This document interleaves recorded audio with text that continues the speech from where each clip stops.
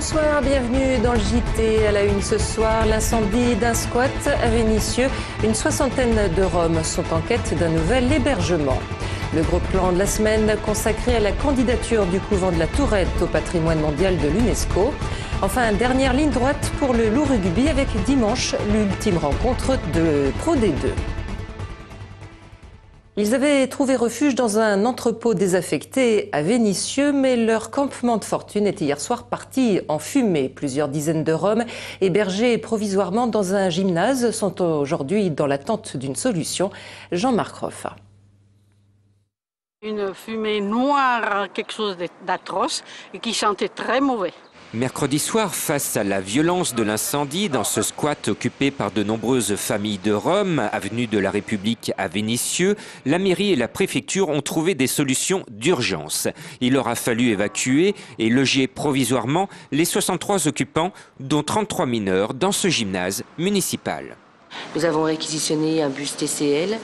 Nous avons amené de la nourriture, de l'eau, des tapis. Aujourd'hui, les associations humanitaires viennent en renfort pour aider les familles dans ce gymnase mis à la disposition des sinistrés pour 48 heures. Pour les réconforter premièrement, puisqu'ils étaient extrêmement choqués de ce qui s'est passé. Elles n'avaient plus rien. Et donc on a été envoyer aussi avec les autorités pour savoir comment ça allait se passer pour l'hébergement et la nourriture.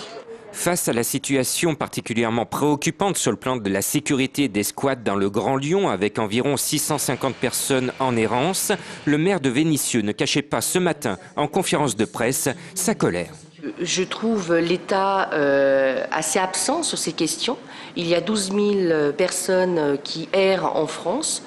De nombreux maires ont les mêmes problèmes. Le maire de Vénissieux dit réclamer depuis 2 ans une table ronde à la préfecture et au Grand Lyon pour prévenir les problèmes de sécurité dans les squats de l'agglomération.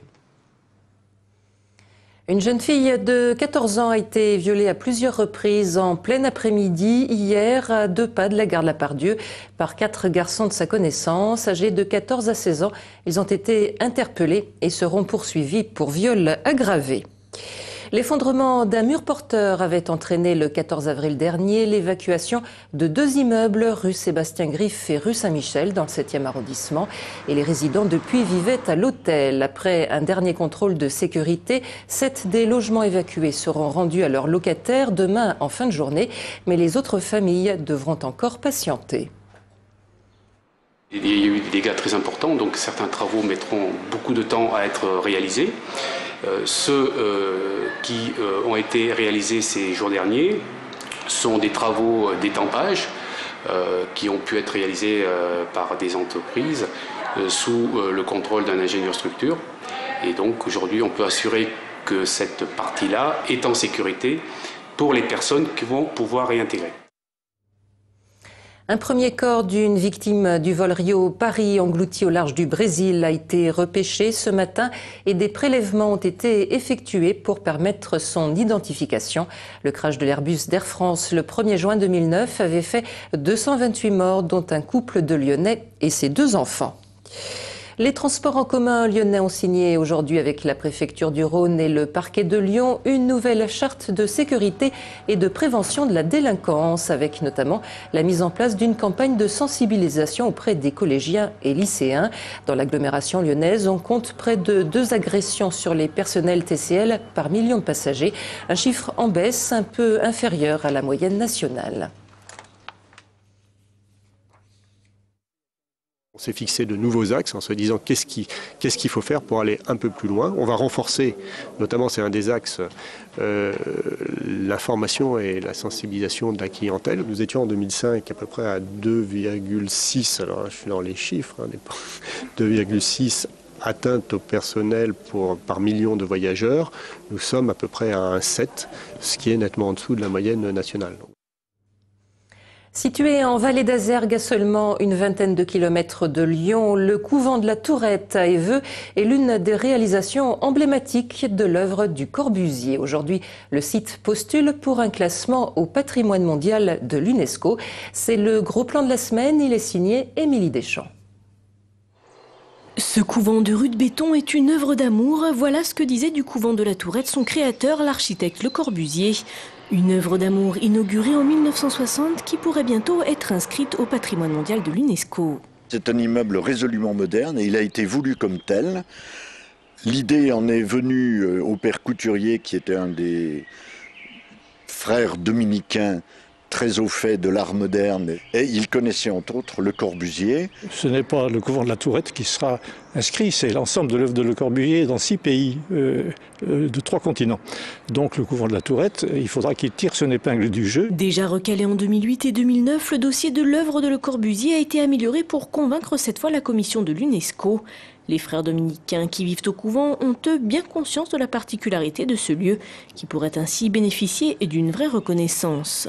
C'est bien qu'au bout de 50 ans, on reconnaisse qu'il marque un temps fort dans l'histoire de l'architecture moderne. C'est un lieu où on va pouvoir être inspiré, dans le sens où on va être ouvert, voilà, à une certaine beauté, à une certaine perfection, une exigence aussi. Surtout ce bâtiment, l'un des tout premiers en France en forme de pyramide renversée qui accueille actuellement quelques 6000 visiteurs par an, pourrait voir son attrait touristique fortement renforcé en cas d'inscription au patrimoine mondial, comme ce fut le cas pour le site historique de Lyon en 1998. Le tourisme à Lyon se bornait à la semaine, parce que Lyon était une ville de congrès, et toujours une ville de congrès. Depuis l'inscription à l'UNESCO, il y a énormément de visiteurs le week-end. Il faudra qu'ils gèrent sans doute, non pas un afflux touristique, mais une demande touristique plus forte qu'aujourd'hui. L'œuvre de Le Corbusier sera-t-elle le 912e bien inscrit au patrimoine mondial de l'UNESCO? Réponse de la commission dans la dernière quinzaine de juin. En football, en attendant dimanche soir la rencontre entre Lyonnais et Marseillais, l'OL propose à la vente depuis ce matin dans ses 2 boutiques le tout nouveau maillot du club que les joueurs porteront à domicile la saison prochaine. Toujours à dominante blanche, il se distingue par la position horizontale à hauteur de la poitrine des bandes rouges et bleues distinctives de l'OL. Je retrouve un petit peu les valeurs de départ du club avec les bandes rouges et blanches. C'est trop blanc, c'est toujours trop blanc. Toujours trop blanc. J'attends les maillots de Coupe d'Europe et les maillots extérieurs, tout simplement. Je pense que ce maillot-là sera pour l'équipe de l'Olympique Lyonnais 2011-2012 une très très bonne opportunité pour faire un très très bon résultat au championnat de France. Je suis toujours supporter, moi, même si en ce moment c'est pas terrible. Mais bon, j'y crois pour l'année prochaine. Et puis en rugby, journée décisive dimanche pour les Lyonnais, actuels leaders de la Pro D2. Le Loup Rugby se déplace à Saint-Étienne pour l'ultime rencontre du championnat. Synonyme, en cas de victoire pour les Lyonnais, d'accession directe en top 14. Brice Jaurès. Après 9 ans de Pro D2, les joueurs du Loup s'apprêtent à remplir l'objectif fixé en début de saison par leurs dirigeants, à savoir la montée en top 14. Et ce sera à Geoffroy Guichard face à Saint-Étienne, qui n'a gagné qu'une seule rencontre cette année. Si on est dans notre match, si on est concentré, si on met les ingrédients nécessaires du haut niveau, on devrait le gagner. C'est sûr que si après on sort du match, si on n'est pas bien, si on répond aux provocations stéphanoises, ça sera difficile. On est premier, on a 80 points d'avance sur Saint-Étienne, il va falloir que ça se voit ce week-end. En ayant déjà grillé 2 jokers, les Lyonnais sont désormais dos au mur. Alors certes, il faudrait un scénario catastrophe pour ne pas finir premier, mais dans le sport, le risque existe. Ce qui est sûr, c'est que le club s'apprête à changer de statut.